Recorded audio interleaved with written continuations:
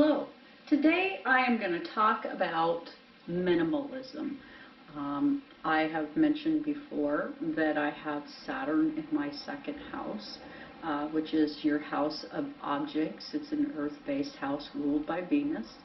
And I happen to have Saturn in my second house. And a few years ago, I told my husband that I wanted to move off of the farm and out of the 4-bedroom, 4-bath house. Now, people might think that's a little on the crazy side because, well, everybody strives for that McMansion, don't they? And for me, I felt completely overwhelmed in it. I felt like it was, well, 4 bathrooms. I mean, you practically needed a service to keep it all up. And I just found that even if what fulfillment looks like is a big house, property, water rights, that's what I had. And I didn't find myself wallowing in happiness. I had a closet full of crap. And as I said a couple years ago, I made a decision that I wanted to live more minimally, which led my husband and I for a period of time to live in a fifth wheel, which I really enjoyed and even worked at the park I lived in. Found it completely refreshing and wonderful in its own right. But we ended up, due to my medical situation, needing to look at life differently. And what I want to talk about is living a minimalist lifestyle, and I'm doing so here in Hawaii. And you might be wondering now, Hawaii isn't where you would think of as a minimalist location, and generally that would be true.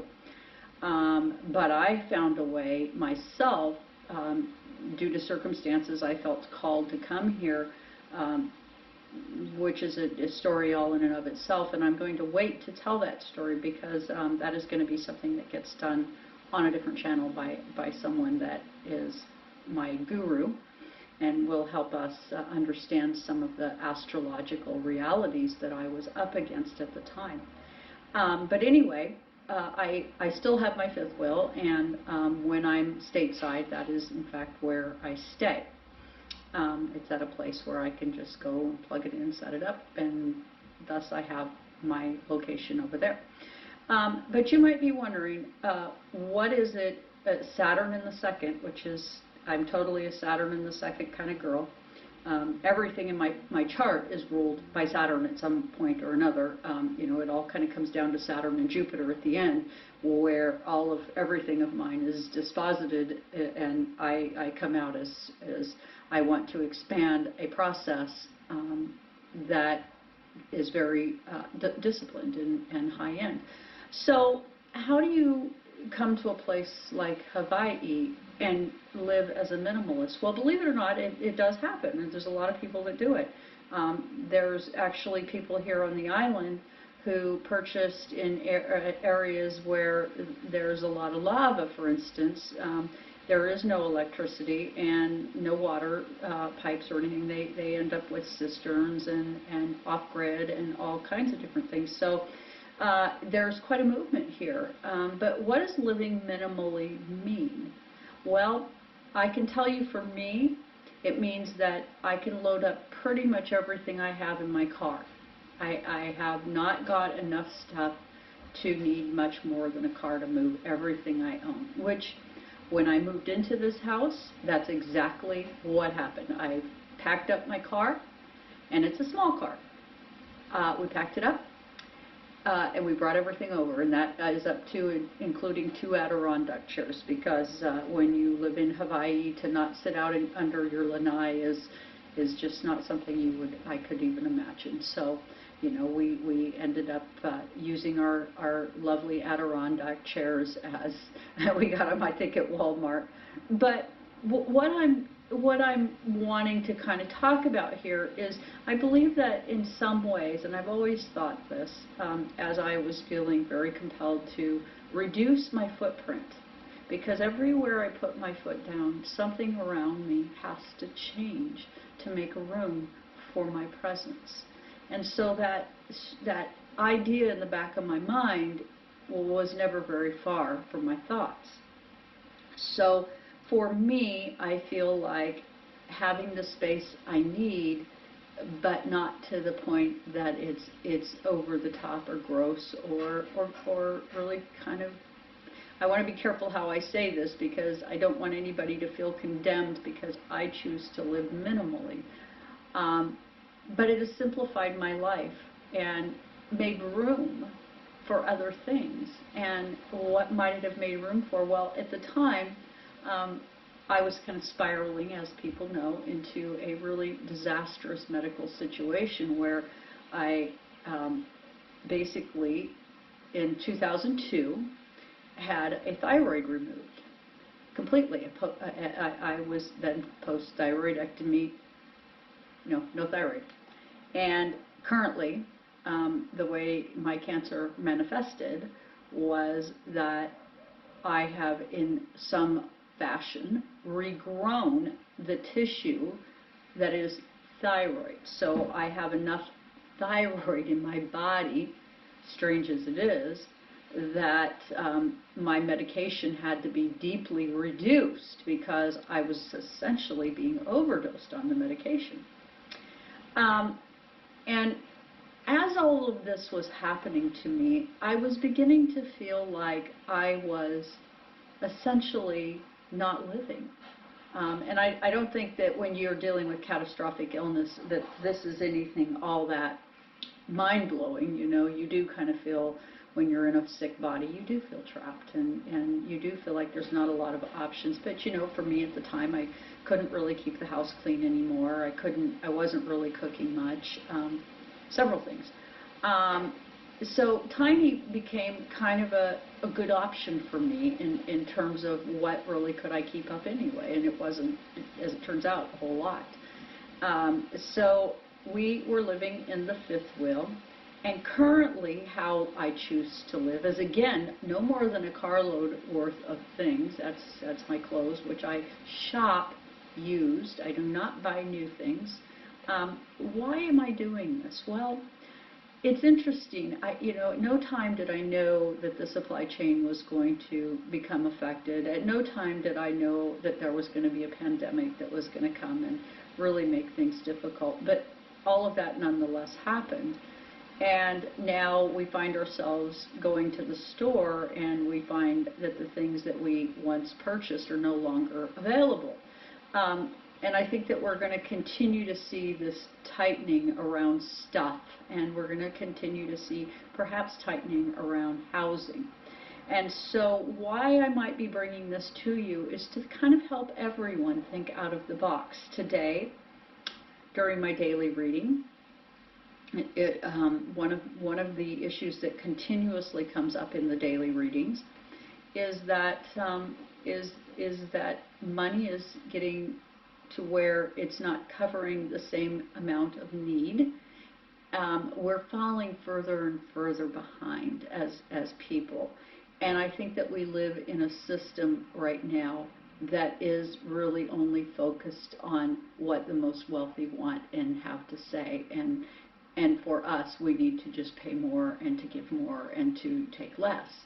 And what's interesting is, when I made the switch to being really more minimalistic in my thinking, the less it's affected me. And now I realize again that not everybody is going to be able to say, okay, I'm going to start thinking about how I can most minimally manage my lifestyle. My husband, when he came to Hawaii, I came here specifically to go into hospice, and my energy was that I thought, if I'm going to pass, I want to pass at the navel of Mother, which is here in Hawaii. I mean, there's just no place like this. And at no time did I see this beautiful change that was going to come over me, but it has. And I think what I have to say is that by accepting that I needed to live more minimally, I probably changed the trajectory of my life for the better. And so why this is an important conversation to be had is happiness to me doesn't look like the 4-bedroom house with 4 bathrooms and the horses out in the pasture. That was a beautiful life. It was a beautiful chapter that I had. And while I had it, there was many good things to be said about it. But at this point, when there is so much global change taking place and resources becoming tighter, I don't regret it one iota our decision to do what we've done. After we got here, I started getting medical care. Things for me started very drastically improving. And again, I'm going to save most of this for another podcast, because there is some really interesting details in this story that relate back to my natal chart. But I have Saturn in the 2nd house, which I've always been someone who I've never really felt a need to shop or to have things be brand new. Now, I did go through a stage when I got older, when I could purchase things, that I did get a little hog wild, which would not be terribly out of line for my configuration, where I'd had a lot of boundaries on me financially all through my childhood and into my adult years. And therefore, once I was able to spend, I did happen to get a little carried away, which isn't uncommon. You know, we exaggerate those things which we feel held back on. But at this point, I'm beginning to feel that my Saturn in the 2nd house had a really beautiful purpose, and that was that I was going to be willing in all ways to settle for less in terms of space and things, and you know, that I'm okay with happiness. To me, isn't about how much I own or whether or not I go shopping at some fancy store. I'm really quite content if I can go into the Goodwill and come out with a really cute little dress for $1. I feel like I've scored. So with that being said, I want to just ask the Shadowscape Tarot, which I have right here, and I'm going to just go ahead and I'll put the camera down so you can see. I'm going to knock the, let me make sure I can see. Yep, there it is. I can see the crystal ball real good, and I can see the cards. Okay, 1, 2, 3, 1, 2, 3, 1, 2, 3. This is the Shadowscape Tarot. And simply going to ask the tarot to tell me about living minimally. Is this something that is going to be kind of a necessary next step for a lot of us? Now, here in Hawaii, there are ways to live that are quite conscientious, if you will. I happen to share a home with another person who needed pet sitting, and I have basically I'm renting a room, and I have this living room area and my bathroom and a little kitchen. So, you know, it's a little bigger than my 5th wheel by a lot. Actually, it's a lot bigger. I'm on a 2nd story, and up around me, all around me, are just these beautiful trees that rustle in the wind. This place, it generally rains, you know, fairly often. I'm in the what they call the banana belt, and we get rain infrequently. It doesn't necessarily happen every day, but it happens frequently. So here we go. This is the Shadowscape Tarot, and I'm just simply going to pull cards. I'm going to just do my normal pull.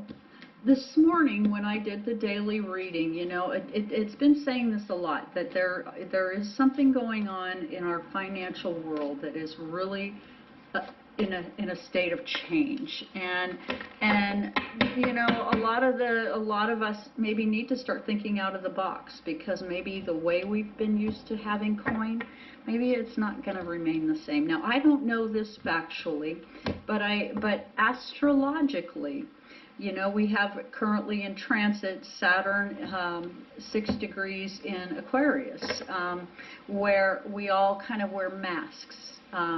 It's all kind of a game of pretend. You know, we play house. You know, I have this, you have that. And how healthy is that? Well, what we get to start this reading out is a King of Pentacles. I'm wanting to know from Spirit, so let me just kind of frame my question a little bit better for you. is what are we being asked to start minimizing, living a more minimal kind of a lifestyle? Is this something that each and every one of us are maybe going to have to do? And I suspect that it's possible. I don't know, but I suspect it's possible that as things heat up in our environment, that we're going to be more and more anchoring ourselves. And if you could see this card, it's an energy that he's standing in a tree. He's rooted. He's very rooted to the ground. Okay, that something in his growth is needing to get grounded. Okay, so that's the King of Pentacles. All right, and then we go on and we get the King of Cups. For a lot of us, we want that sense of family and love and commitment from another, and and we want to feel like we belong, and we do. It's all true. It's by higher agreement, but the family itself right now is really being challenged because we're being asked to give up more and function on less through various means, whether it's the supply chain or it's money just that is just becoming tight. Somebody's got to pay for things, and I assure you that the most wealthy will not be willing to do that. I mean, they're already complaining that our current president is that's going to be a boundary they're not going to allow him to cross. Okay, so we know that that's a bit of an, oh my goodness, and this is crazy. I got the King of Swords, okay, which is, that's really crazy to have 3 kings in a row. Just think about that, 3 of them. That we have this, we're stuck in our heads at the highest level, perhaps worrying about what is to come of our situation. And maybe that's appropriate. Right now there's several things happening. Natural disasters. Yesterday alone, the coastal areas in stateside experienced what they call some kind of a river event. Where they just massive amounts of rain, wind, kind of a crazy storm took place, and there were images of a bridge over in Washington that actually had a tree on the frame of the bridge, which is that's kind of unusual. Usually those are all chopped away, and in order for a tree to land on a bridge, it had to kind of fly. So just keep that in mind. That was some pretty big wind. So we got 3 kings in a row. My goodness, how can you possibly go wrong? And then we get this 7 of Pentacles, and this would be our anchor card. Okay, so the anchor card is the King of Pentacles, or the foundation card is the King of Pentacles, and the anchor of the card is the 7 of Pentacles. Us working hard to construct something of a financial nature, and maybe needing to look at it. Maybe things are kind of in that way of needing to be looked at. And I would think that, in fact, yes, we do need to look at our money situation and how we do things. And then we have, wow, I mean, I can't make these up. 7 of Swords, okay? That many of us are just really feeling that caught up in our minds, that 7 of Swords, that wanting things to be okay, being, in our mind's eye, things just coming up short. People tend to think of 7 as a lucky number. I think of it as not so lucky. I think of it as a number that it's interesting that the casinos use it, because if you look at the number itself, 7, there's a shelf.